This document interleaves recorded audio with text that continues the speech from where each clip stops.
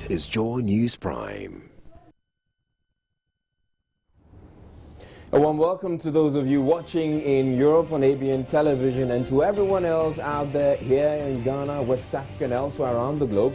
This is Joy News Prime. My name is Israel Lyon. This edition, former Attorney General Ayiko Otu asks current AG to advise herself regarding revelations. Ethical questions could be raised about the role of her chambers in the judgment debt scandal involving businessman Alfred Woyome. Chief Justice says she will be compelled to order the release of remand prisoners languishing in the country's jails for long periods if state prosecutors fail to bring them to trial. Fate of entertainment icon Kwesi Cheidakwa currently being tried on rape charges to be determined by jury. Government assures Ghana will meet the deadline for migrating television signals from analog to digital, explaining sale of digital converters will soon begin for those without digital TV sets. And Food and Drugs Authority says celebrities who advertise alcoholic beverages risk a hefty fine under policies. It says seeks to discourage the use of public figures to lure the youth into alcoholism. Also in the bulletin, we have business, sports, and international news. Do stay tuned.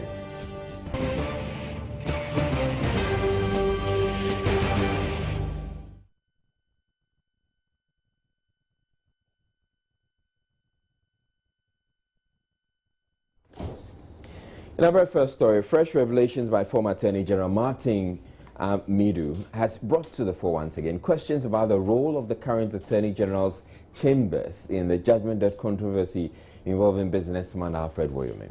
Martin Amidu, who is also known as Citizen Vigilante, in a rejoinder published in the Daily Graphic on the raging controversy, suggested Attorney General Marietta Brewster-Appiah-Oppong may have some ethical questions to answer, even though not to the extent suggested by Alfred Woyome.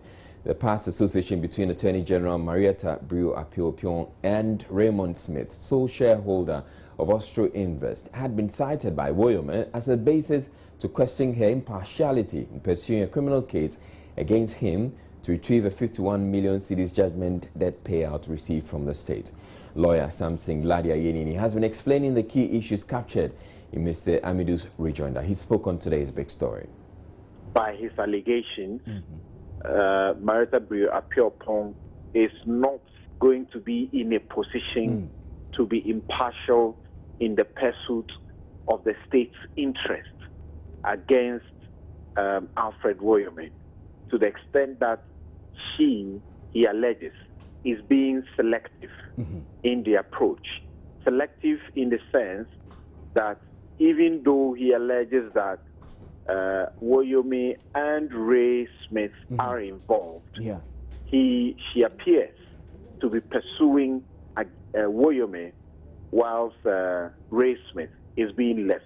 That's right. Because if you look at it critically, Ray Smith also ought to be in the dock, ought to be charged, and he ought to be answering questions. Now, if you look at this Martin Amidu's expose, do you see it that Martin Amidu seemed to be supporting the position of Woyome? Martin Amidu, by what he has revealed, by the publication of the affidavit that he swore in the Supreme Court, has shown clearly that he actually went to the Supreme Court to support Woyome when he discovered that even in pursuit of the recovery of the money, 51 million, that the Supreme Court had earlier adjudged that Martin Amidu was right in his particular suit, he finds that instead of pursuing the recovery of the money against the two of them jointly, she was pursuing it against Woyome separately. And he says that also was wrong. So he filed an affidavit actually to support Woyome against the alleged selective pursuit of the recovery by the Attorney General.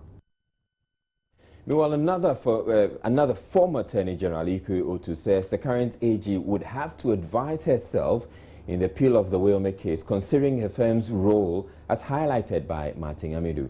In an interview with Joy News, Mr. Ayiko Otu suggested the Attorney General should reflect on the issue at stake and ask herself whether she has the moral courage to pursue the case.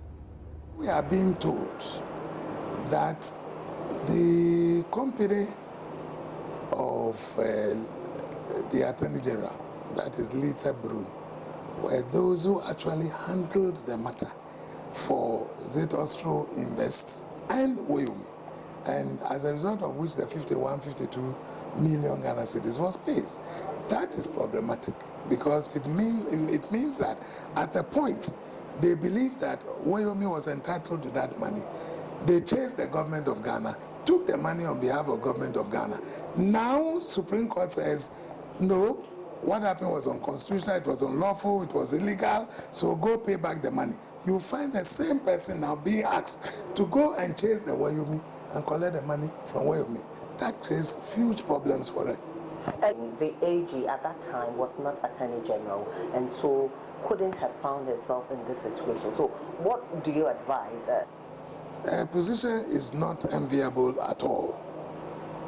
You had acted for the person at a certain point in time. It's true, when you were not Attorney General. Now you are an Attorney General and you are being asked to chase the same person and collect back the money. See the money now or the entire act as illegal and unlawful. Would you have what the young men now call vim, the vim to go and do what you are being asked to do? So that's why you should advise yourself. He condemned Wayome's basis for her to resign. But you are admitting that what Martin is saying, a lot of them are true. So is this enough basis to ask the AG to step down? I said I am not going to advise the president. And I would love the lady herself to have a quiet time and ask herself whether she would have the vim to continue with this kind of prosecution, or even going after the man and now tagging the money or the entire thing as unlawful and illegal. In other news, trial of veteran broadcaster Kwesi Che Dakwa has been adjourned to April 22. Mr. Dakwa is standing trial for alleged rape. His accuser, a 19-year-old woman, alleges that KKD forced himself on her in a hotel bathroom in Accra. Court correspondent Anio Sabuti, who was in court earlier, stopped by the studio to share some of the details about the impending trial. The state prosecutor, Malik Walanyo, informed the court that they still need enough time to put themselves together. And she also talked about the fact that because of the, if you consider the fact that it's a trial on indictment, it also means that there's the need for a jury to be constituted, and that has not been done yet. And therefore, they would rather seek leave from the court, go and come back. So they wanted an adjournment. That didn't go down well with KKD's lawyer, Tony Forson. And Tony Forson said, he was unhappy with the fact that if anything at all, he had prepared himself to come to the court to see the opening of this particular case. Unfortunately, they will have to go back again, because if anything at all, he would have wanted that, he would have expected that the lawyer, the state prosecutor, would have called him, as an act of courtesy by within their own ranks or their own circles of legal professionals, to say, you know what, because of ABC, it is not possible for us to begin the process, and therefore, let's come to the court, agree, and speak to the judge, and then we can seek leave, take an agenda, and come and begin the process. So he was livid about the fact that, out of the blue, appear more or less like he's been ambushed with this whole new adjournment. As it stands now, it means that when we go back next month, the 22nd, the jury will be ready. Chief Justice Georgina Thurio Wood says she will be compelled to order the release of prison inmates who have had to languish in remand cells for long periods without trial. Addressing state prosecutors summoned to her office for a screening of Joy News' documentary Locked and Forgotten, the CJ said all state attorneys have up to May this year to commence prosecution of their cases. Also present at the screening of the documentary, which exposed the inhumane conditions under which remand prisoners especially are kept, was the Attorney General, the Director General of the Criminal and the Director General of the Criminal Investigative Department. Chairman of the Justice for All Program, Justice Clemens Onyenuga, says the Attorney General promised the Chief Justice she would do her part to decongest the prisons. The CJ told me that after the documentary, some directives were issued. She repeated the same message that for April and May, that is dedicated to doing only criminal cases involving remand prisoners. And that from 1st of May, all cases which involve trial by indictment, those trials are prosecuted by state attorneys and not the police at the High Court. She indicated that if the Attorney General's Department is not ready by the 1st of May to prosecute all cases on indictment, then the judges will take a decision on the matters that will be pending before them. The Attorney General assured the Chief Justice that she will endeavor that trial could start from around that time, so that we could get rid of a lot of these remand prisoners pending in the prisons. My Lord, what does it mean if we are told the judges would take decisions on such matters? Criminal trial does not involve only the judge. It involves also the prosecutors, and in the High Court, it is the state attorney who is the prosecutor. In the lower courts, it is the magistrate or the circuit court judge. So when the judges are to take it means if the prosecutors are not ready to prosecute their cases, the judges can take a decision either to discharge them unconditionally or make orders to say that the accused persons are acquitted and discharged. That is, after taking all the facts and everything into consideration, the judge can come out to make a decision. In another development, veteran lawyer Samuel Okujeto has described as a wanton waste of Ghana's human resources the lack of a policy to tap the productivity of the many inmates in the country's prisons. The lawyer, a former member of the Prison Service Council, believes the situation could be reversed if industries would be established in the prisons to make productive use of the inmates' labor. Mr. Okujeto was speaking to Joy News at the N1 prison, where the prison ministry made a donation to the service. Inmates in Ghanaian prisons have over the years depended on governments without contributing to the national kitty. The problem of prison congestion in Ghana is one of the tricky issues that have continued to confront the nation's criminal justice system, creating the need for urgent reform. Prison overpopulation in Ghana, according to lawyer Okujeto, is as a result of the steady rise in the number of remand prisoners who add to the high number of inmates. The veteran lawyer also says the time has come for authorities to create industries in prisons to make inmates productive. Oxford, if you look there during the colonial time, there are huge equipments for making shoes, for weaving, for tailoring, which are there. Now they're broken down. We, as a state, has never thereafter invested in them. And so if we can actually provide workshops here where carpenters can be doing carpentry and joinery, and the items can be sold out, and if it is sold, what we do. In fact, I was once a member of the Prison Service Council, and we took a policy decision to provide work for the inmates. We should invest vigorously in that. Professor Seth Ayete, who led the Prison Ministry of Ghana to donate items to the prison, says the state must invest in the young ones to save them from falling victim to bad company. The devil is strategic. He goes after children. In the church, we place little emphasis on the children. We place little emphasis on the next generation. But God is calling my attention to be his instrument of sharing this message with the church and with the nation, that we must invest in the children. We must invest in their mothers to build a nation that trusts God, a nation that fears God, a nation that does what is right in the sight of God. We must, every armed robber should move our hearts. First of all, to know that we have not done what we should do. The Chief Justice has initiated moves to address the challenge of congestion after Joy News documentary Locked and Forgotten was broadcast. The Director General of Prisons says the step will go a long way to decongest the prisons. That is a very good intervention the Chief Justice is doing. Exactly, I think the purpose of the CD that Seth Kwame Watson did was to move the judiciary to take note of what is happening in our prisons. And I know that the Chief Justice has asked the judges to tour some of the congested prisons to see for themselves how life it is there, so that whenever they are dishing out their sentences, they will be mindful of where they are sending the offenders. There is a very thin line between freedom and incarceration, but this place, as you can see, is no respecter of person. Today it is them, tomorrow it could be you. Now, it is only fair for us to put up much seriousness into putting up this place to make it, a rehabilitation center instead of what it is now, a punishment center. Latif Idris, Joy News, Nsawam Penitentiary. Some residents of La Dadikotopong here in Accra are accusing some officers of the Ghana Armed Forces of brutalizing them over a parcel of land in the community. The residents say the officers are trying to forcibly take over the community's land near the Accra International Trade Fair site. 5 people were detained by the officers 2 weeks ago for erecting a wall on the land, while several structures are said to have been pulled down by the soldiers. Kwete Nate reports. They are armed and we are armless. They only take you, intimidate you, put you there, then in the evening, then they get you out. Voice of a helpless resident telling me his ordeal at the hands of the military.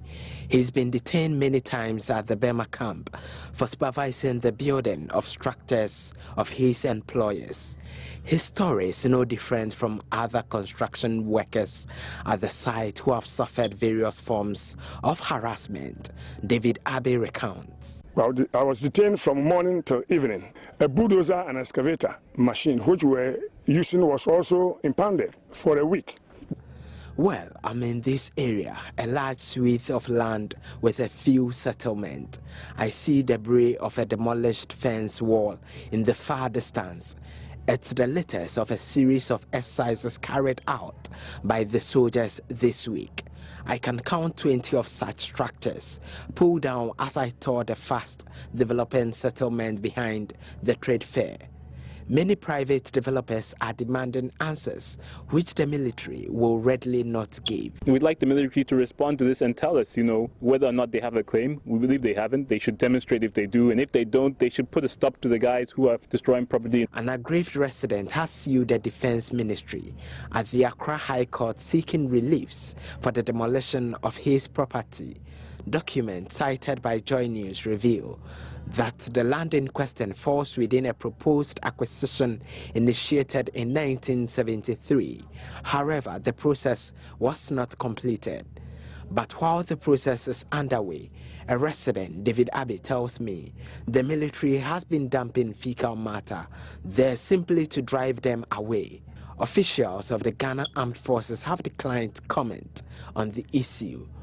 But the residents are asking the military to use the due process to acquire the land. For Joy News, Kwete Nate, La Dadekotopong. MP for Efutu and member of the Defense and Interior Committee of Parliament has expressed reservations about investigations by the police into the recent recruitment scamming, which at least one top cop has been indicted. According to him, the police investigating a crime which high officers of the agency have been compromised will defeat the purpose of the investigation. He is therefore suggesting the President forms an interministerial committee to look into the matter, even though the Speaker of Parliament has already referred the matter to the relevant parliamentary committee. He spoke to Joy News. Looking at the general concerns among the Ghanaian public, I think it's appropriate to call on Mr. President to direct the Minister of Interior to constitute an independent committee of inquiry. I do not think that it's appropriate to leave the investigations entirely in the hands of the police service. I am saying that we need a ministerial committee. The only way to reassure the Ghanaian public that a thing like this will never reoccur and that we have taken the matter seriously, we need an independent body to look into it. Because after all, in the past, it's been the police themselves, conducting their own investigations, but this is not one of those isolated cases.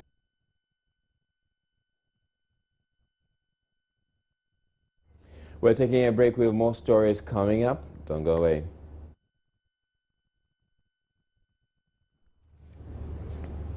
Government is optimistic Ghana will meet the global deadline for migration from analog television broadcasting to digital terrestrial television.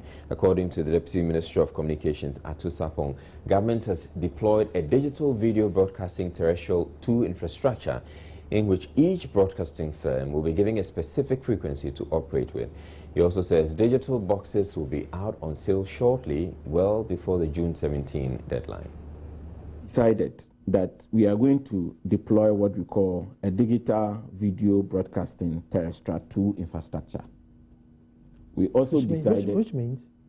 Which means that we have terrestrial 1 infrastructure. We have a T infrastructure, what we call terrestrial infrastructure, a normal digital terrestrial infrastructure. Yeah.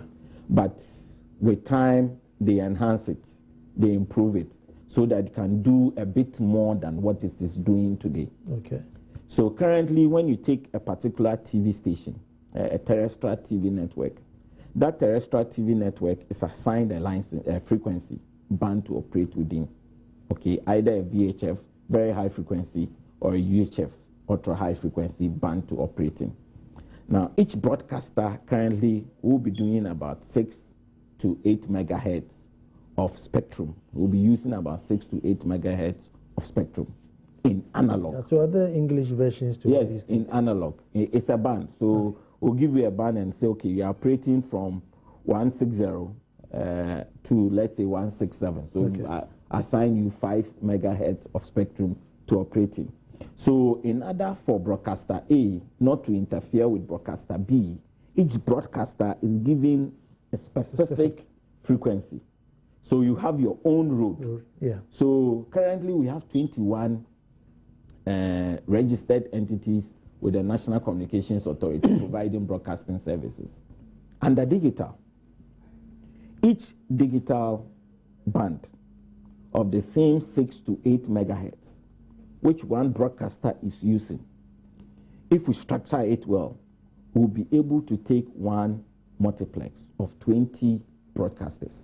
When we move from analog to digital, the signal, the transmission will be digital. But your TV set may be an analog, or even if it's a digital TV, it may be a terrestrial 1, T1 TV set. So every TV would work? Yes. What we have decided, no, let me explain. What we have decided is a T2. So for you to receive the digital signal onto an analog TV set, you need what we call a converter.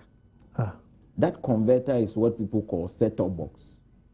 To receive, so that converter will be the first equipment that will receive the signal in digital, convert it to be able to be compatible with your TV and speak.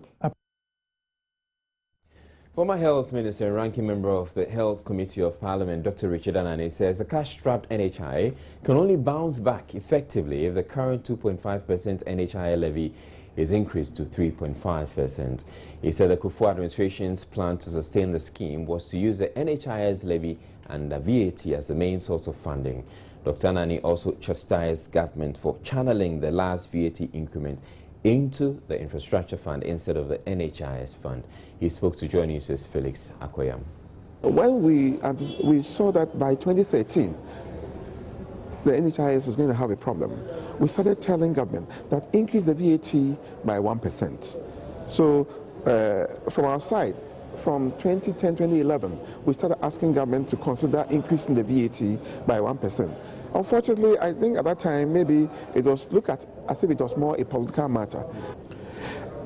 We had agreed at a stakeholders conference in 2012 that the government was to consider the 1% increase in VAT to support the National Health Insurance Fund.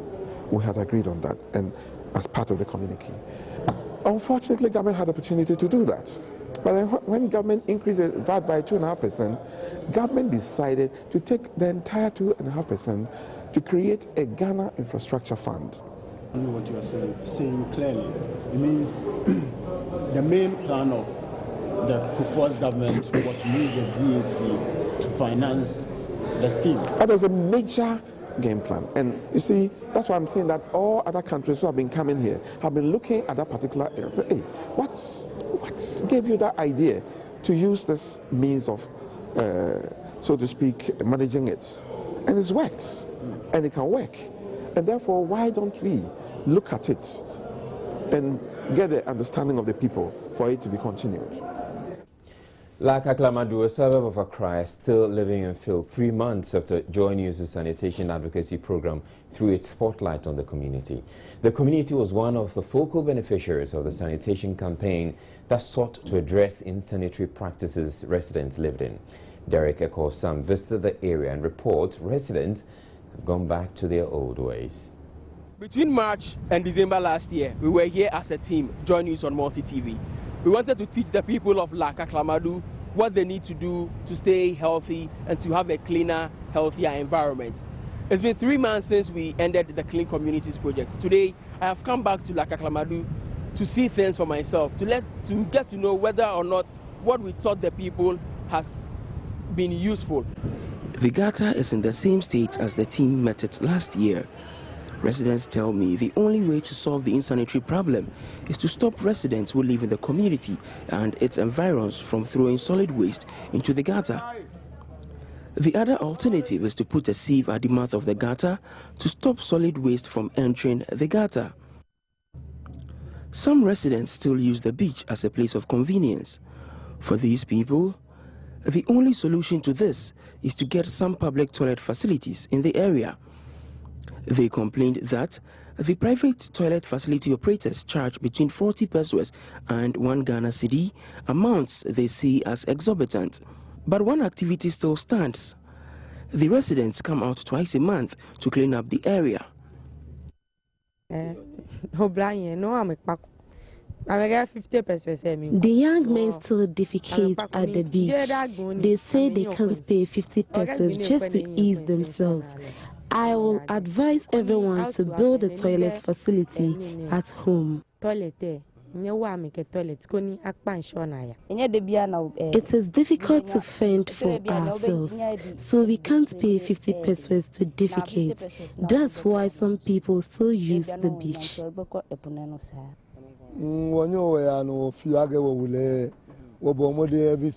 The fishermen still clean up the beach. The rains are here, and we'll have a lot of dirt here.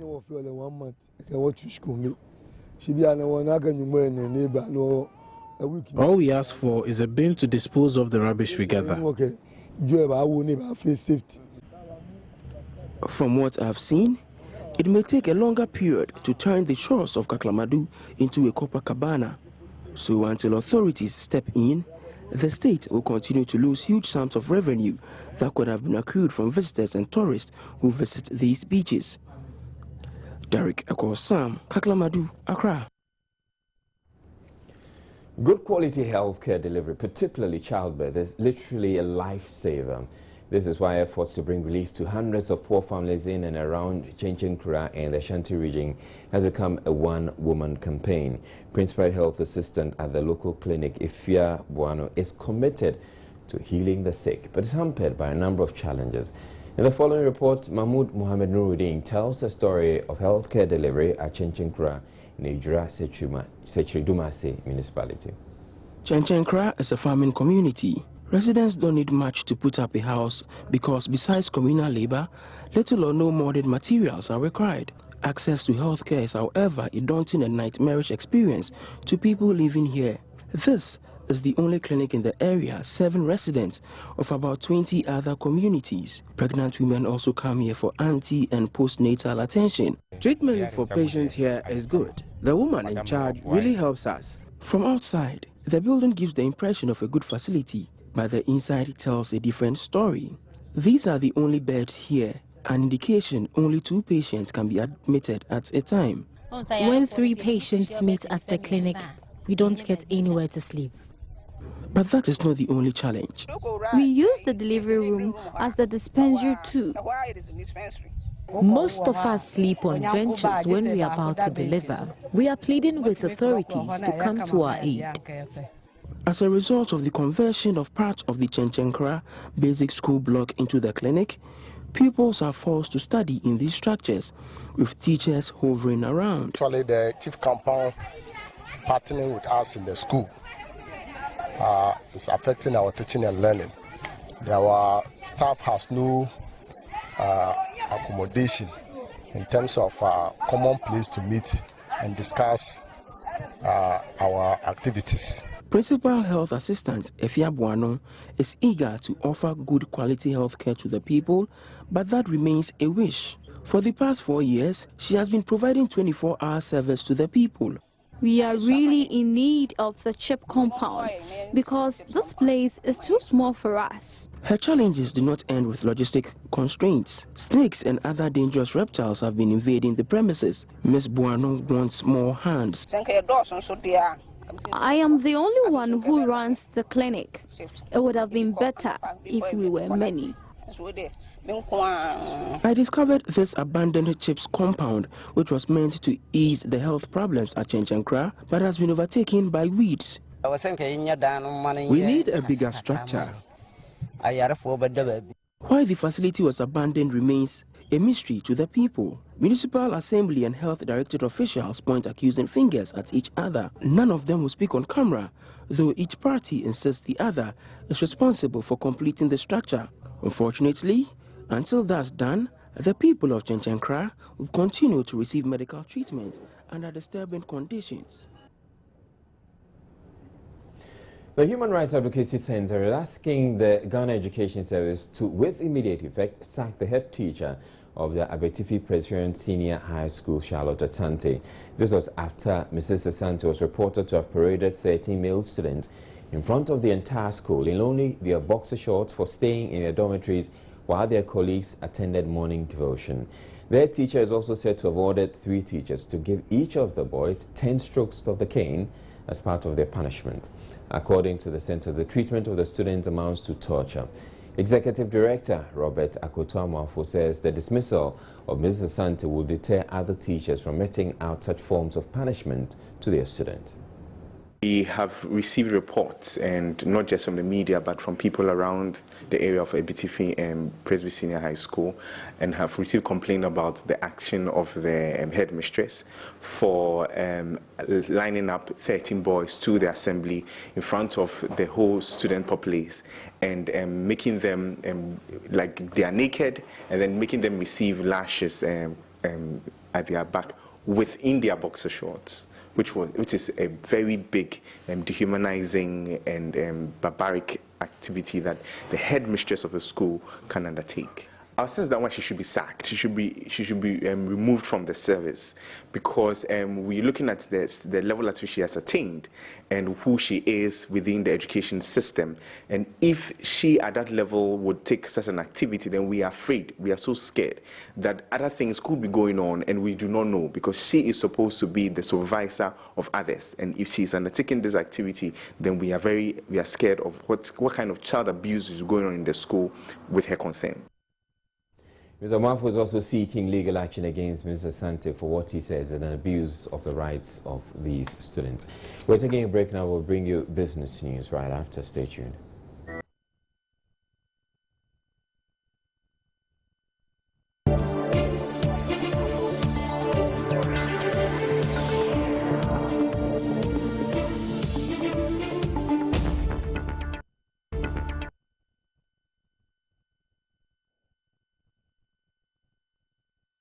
Right, it's now time for business with Eton Amsey, and Eton Amsey is here. Apparently, there's still some disturbances as far as the labor front is concerned, and the fact that Talo wants to, relieve some workers or lay off some workers, and the ministry says no, they can't do that. Yeah, because of the local content bill, the ministry is concerned that we'll be laying off some Ghanaians, and so they have issued a statement saying that we shouldn't lay off some technical team. Even though the workers, Talo Oil is facing a crunch. This is an emergency. It's like a crisis. Yeah. And they are reacting to the crisis. Government I see it as an interference, but because of the local content bill, we can't lay off. But you'll be speaking to Mr. Bo, I'm sure. Yes, we will. Then we'll find out. Yeah. Sure. All right. Thank you. My name is Eton Amsey. The Energy Ministry has directed Talo Oil not to lay off any core technical staff in the company's planned retrenchment. According to the oil firm, the layoffs has been necessitated by the slump in crude oil prices. Now, let me read a portion of that statement for you. According to the oil firm, the layoffs has been necessitated by the slump in crude oil prices. Ghanaians working, now this is the statement, Ghanaians working in departments such as operations, technical services, planning, projects and engineering, well engineering and subsurface and exploration should not be laid off. This will ensure that the continuous effort to build and augment oil and gas technical skills and competency among Ghanaian professionals as prescribed by the local content policy and law is sustained. Thankfully, I have been joined on the line by the communications consultant to the Energy Ministry, Edward Bauer. Good evening, sir. Good evening. What necessitated the statement? First and foremost, just a matter of just correction. Remember that we don't have Minister of Energy again. It's either Minister of Petroleum or Minister of Power. Right. The statement was issued by Minister of Petroleum. Right. Now back to your question, what necessitated it?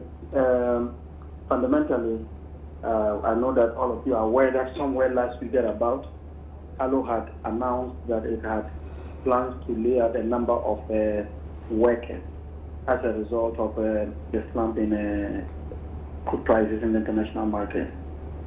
Now, we also as the ministry and being interested in ensuring that Ghanaians gradually over a period of time take over the commanding heights of the industry, felt that there were some particular group workers that we needed to protect if we really wanted to have transfer of skills and competencies successfully passed on to them. So it is on the basis of that that we really issued this statement. Now, are you not interfering? I mean, there are concerns that government is putting undue pressure on Talo. Do you agree? No, I'm not too sure where the concerns are coming from. Because indeed, we are doing this within the law, within the remit of the law, within the remit of the local content law and local content policy. And I do also know very clearly that Talo, in its own response on your own sister station, had indicated very clearly that yes, it was something they were going to respect and they were going to go abide by it. So I don't see where the pressure comes from. Because all we are saying is that, look, we're not saying a good lay off a worker. When you're laying off workers, we do know that you are going to still be drilling crude oil. So if you are drilling crude oil, there are some technical staff you will need. So if you need those technical staff to be able to drill, we're saying that if, for example, you have one expertise and you have one kind of the same qualification, the same thing, don't lay off the Ghanaian. Lay off the expertise. That's the point we're making, and this is by law. So all that we are telling them is that, look, this particular group of people, we do not want you to attack them because we want to build capacity in that area. And the only way we can do this is to enforce the law and to enforce the policy. Also, obviously, within the confines of collaboration between us and the IOC, in this case, is Talo. Right. Many thanks, Mr. Edward Barr. Now, let's look at some other stories. Cabinet is to decide on the implementation of the controversial clearing system at the ports. These include the Advanced Shipment Information System, ASHI, and the Ghana Conformity Assessment Program, GCAP. The move has been influenced by cabinets. The move has been influenced by current controversy surrounding the implementation of the two programs, strongly opposed by importers and other stakeholders. For instance, whilst the Transport Ministry says it will implement ASHI on April 2, the Trade Ministry insists it has been suspended indefinitely by the President. Now, Minister for Communications, Dr. Manebu Ahmad, spoke to Joy Business.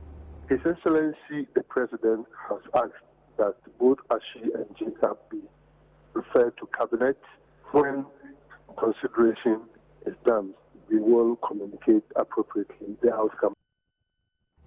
Meanwhile, the various business associations that are kicking against the implementation of the new clearance system say they welcome the President's directive. President of Ghana Union of Traders Association, George Ofori, spoke to Joy Business. In all, they are taking it back to Cabinet, but we will also appeal to the conscience of government to, as it were, let it be the thing of the past, because if it comes, our business, we're going to have another layer of cost to the businesses that are already suffocating. We will appeal that Well, he has taken a very good step, but we will still appeal that they should take cognizance of the fact that there are too many taxes that we are paying, and for that matter, if this one are also added to it, it will really collapse our businesses. But we are appealing that the ASHI should not be implemented at all. Now that's Solomon Kote. Leading mobile operator MTN is pushing for stakeholder engagement over the NCA's plans to regulate on-net tariffs or calls made within the same network. The National Communication Authority is planning to compel all telcos to charge not less than 4 pesos per minute for such calls, which currently cost as low as 1 peso. Vodafone and Tigo have dragged the NCA to the Electronic Communication Tribunal in a bid to halt the move. They argue this would not be in the interest of subscribers. But the CEO of MTN, Sirami Tokobon, says stakeholders could do more to resolve the issue. The key thing for us, we need to separate two issues. I think one was in terms of the sanction itself and the timings and the time given to actually effect it. That we certainly would have felt that a longer communication and engagement process would be quite critical, because to effect a change like that in a very short time frame is quite a critical issue, right?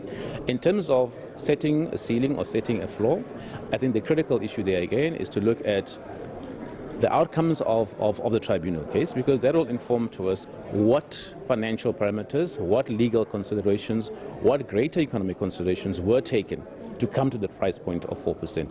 So once again, an opportunity to engage, get a better understanding of what informed the sanction before we can actually come out and make clear positions in that regard. Interesting. Now, if you're an eSwitch or a local ATM card holder, you can now make purchases directly with any of these cards without having to withdraw cash from an ATM. This is because the Ghana Interbank Payment and Settlement Systems, GIPS, in partnership with the banks, has finally deployed over 300 hybrid point-of-sale terminals in Accra, Kumasi, and Takoradi as part of efforts to attain a cash-light society. Chief Executive of GIPS, Aki Hesse, mentioned to Joy Business that the target is to deploy over 2,000 point-of-sale terminals across the country latest by June this year. That's how we wrap up with business. George is standing by with sports. I know it's not a very good day for Ghana, but George is standing by with sports. And you'll find out what the latest is in the world of sports. My name is Eton Namse. Thank you so much for your time.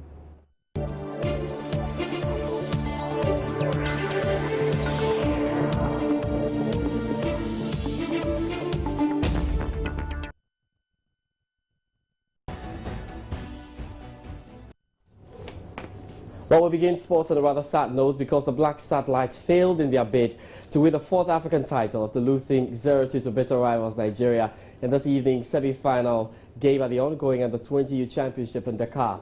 The Nigerians raced into the lead after Obinna Mbodo headed in from a corner. Mohamed Musa converted from the spot to double their lead with 19 minutes left. Now here are some highlights of the game. And the corner comes in. Oh, it's a good header. Oh, it's gone in. It came off the post, hit the goalkeeper's side and went in. He was just caught out completely. He's got a bit of a smile on his face thinking, how on earth did that manage to find the back of the net? What a great angled header. Right from the penalty area. Look at that. That was just sterling stuff. Nigeria looking dangerous. Oh, is that a penalty? I think it is. It's a penalty in the 70th minute. It was the captain, Musa, got brought down by the central defender there. As the left back, sorry, Asma, and Musa. A lot of responsibility here now. Nigeria to go 2-0 up. Can they score from the spot kick? And there it is. It's goal number 2 for the Flying Eagles. And the captain, Mohamed Musa, scores the goal. 2-0 for Nigeria. And they're edging and inching closer to the final of this African Under-20 Championship. 2-0 up against Ghana, and a well-struck penalty indeed. Very high, very firm, slightly left. And he took the goalkeeper, Michael Osei, the wrong way. And a goal either side of the break basically puts now. Nigeria will await the winner of Mali-Senegal. That will take place tomorrow for the grand finale on Sunday. But anyway, the Black Stars have still qualified for the World Cup to take place in New Zealand later on this year. Let's do some more and talk about the Black Stars, because Glyco Insurance on Wednesday handed an amount of 11,700 Ghana cedis to the senior national team as fulfillment of their pledge before the team departed for the 2015 Africa Cup of Nations in Equatorial Guinea. Black Stars Management Committee Chairman George Afriye, who received the donation, was grateful to Glyco Insurance. On behalf of the Ghana Football Association and the President of the Ghana Football Association, I would like to thank Glyco Group of Companies for honoring their promise before AFCON. Even though this time around the promise came late because we had left here, but they still continued their social responsibility, and the existing contract between the Ghana Football Association and Glyco Group, they came with a promise. And like Madam Roxanne said, even though the Black Stars failed to win the coveted trophy, you all agree with me that this was a team that won everything at stake. We at the Ghana Football Association believe strongly that a lot of measures have been put in place, a lot of things have been put in place to make sure that very soon in the near future, the cup that has eluded us for so many years will come home very soon. Cup was taking a long time to come home. We'll see how that works. Now let's talk about the UEFA Champions League, and it looks very much like it would not be coming to England as well, because all the teams are finally out. And Manchester City, who are trying their best to ensure that this works for them against Barcelona, doesn't seem to be happening for them. They are currently losing by 1-0. Remember, they lost by 2-1 the first leg. So, I mean, down by 1-0 means that they have to score up to 3 goals to ensure they're going through this as well. There's Juventus also as well as Borussia Dortmund. Let's have a look at the results right now on the Magic Wall there. We start with Barcelona. They lead Manchester City by 1-0. The aggregate score is 3-1 at the moment. Rakitic getting the goal for them. And I have to say, Barcelona are playing with a lot of gloss. How about Borussia Dortmund and Juventus, who are locked up in a tie over there? And it's Dortmund who are down by a goal. So Juventus are leading them by 3-1 in the tie. And it's the man Carlos Tevez. Good news for Ghana, because Kwadwo Samuel's Juventus look very much like getting into the quarterfinal of the UEFA Champions League. 2 teams qualify out of this tonight, and we'll find out how all of that happens. Just to wrap it all up in terms of what we've got tonight, that'll be all for sports tonight. Israelite will join us with some more. You have a good night. The Economic Community of South African States, ECAS, has pledged unflinching support to ECOWAS in its battle against Islamist militant group Boko Haram. The 2 blocs are expected to hold a joint summit in April to coordinate efforts towards the establishment of a joint military force to battle the insurgents. President John Dramani Mahama announced this after a closed-door meeting with the Chadian President Idriss Deby, who is also the chairman of the Economic Community of South African States, during his visit to Ghana. The circumstances of his visit emanate from the earlier visit we had by President Sassou Nguesso and President Obiang Nguema, who were sent as emissaries from the Economic Community of Central African States to hold discussions with me as chair of ECOWAS on collaboration between the 2 sub-regions in terms of matters of security, especially and specifically matters to do with the fight against the terrorist group Boko Haram. Following that meeting, it was agreed that the 2 chairs of both sub-regions should meet so that we can coordinate the consultations between the sub-regions. And so following our deliberations, it's been agreed that the end of the 2nd week of April, precisely about the 8th of April, we will hold a joint summit of the 2 regional economic blocs at a venue to be decided in Central Africa. It will be one of the Central African countries. And so we will hold a joint summit of ECOWAS and ECAS to discuss principally issues to do with security and the issues to do with Boko Haram.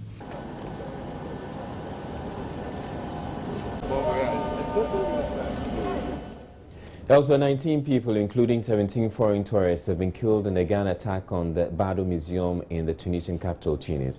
The Prime Minister Habib Essid says Italian, Spanish, Polish and German citizens were among those killed, as well as a Tunisian and a police officer. Some media reports suggest the death toll could be as high as 22 and up to 50 could have been hurt.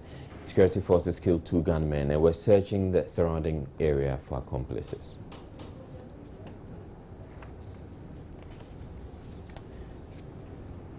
That'll be all for international news.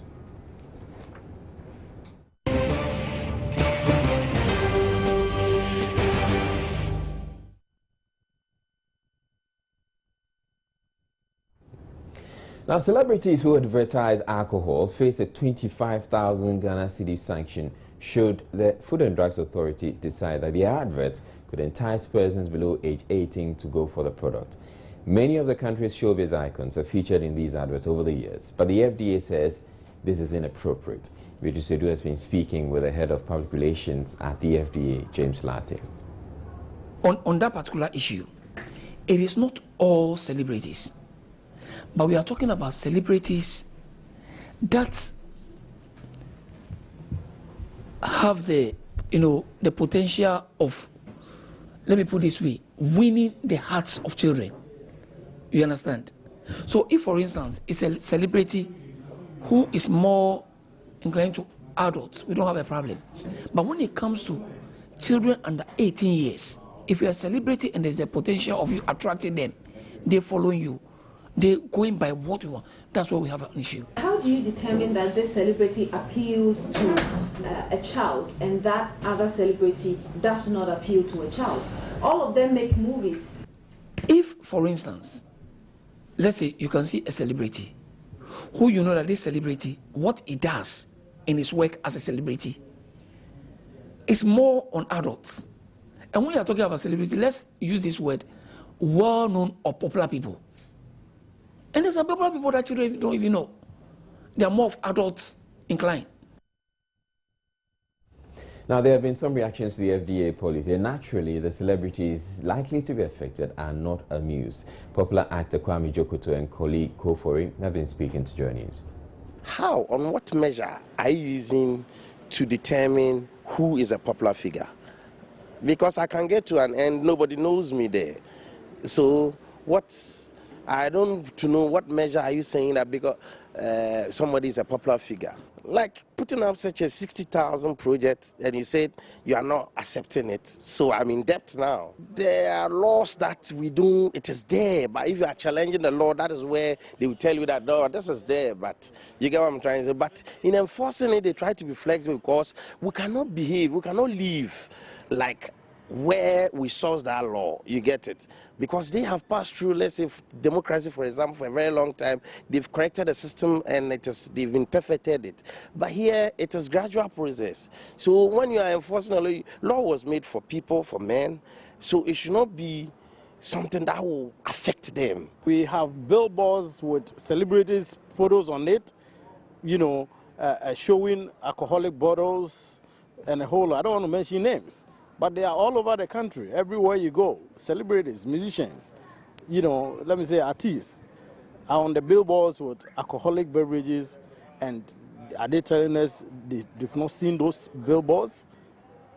All right? So are we sabotaging somebody here? Is there somebody who is sitting somewhere manipulating? I'm sure there's more to this particular policy, and that'll be coming up in the next few days. But that's it for the bulletin. And in our closing headlines, former Attorney General Yukio Otu is asking the current Attorney General to advise herself following fresh revelations. Ethical questions could be raised about the role of her chambers in the judgment debt scandal involving businessman Alfred Woyome. The Chief Justice says she will be compelled to order the release of remand prisoners languishing in the country's jails for long periods if state prosecutors fail to bring them to trial. The fate of entertainment icon Kwesi Che Dakwa currently being tried on rape charges is to be determined by a jury. And that's it for the bulletin. My name is Suzulai. Thank you very much for watching. Have a good evening.